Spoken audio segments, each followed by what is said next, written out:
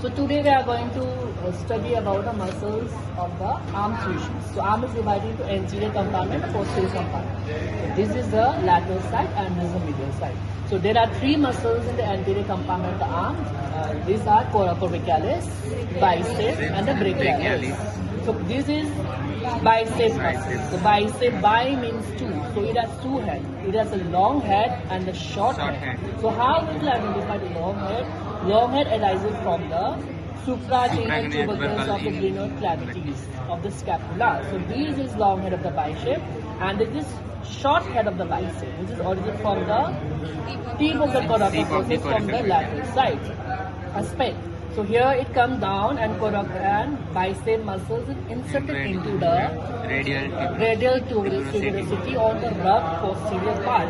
Next comes the coracobrachialis. How we will identify coracobrachialis? Because musculocutaneous nerve ties the coracoid. So here we can easily identify the coracobrachialis muscle, which is origin from the tip of the coracoid process from the medial aspect and insertion into the medial part of the humerus.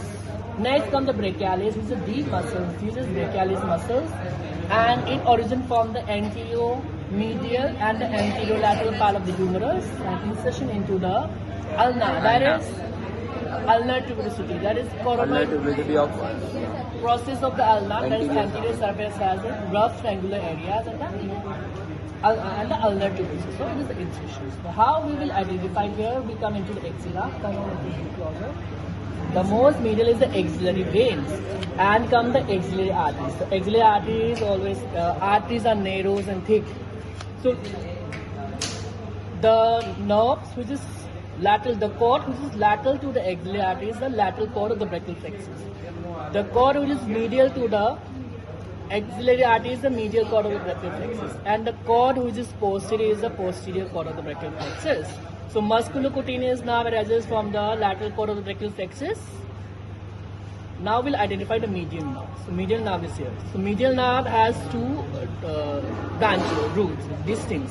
From the lateral root, from the lateral cord is the lateral root, and from the medial cord is the medial root, and they join together and form the medial nerve. And in the cubital fossa, the most medial content of the cubital fossa is medial nerve. So this is about the anterior side of the muscles of the arm.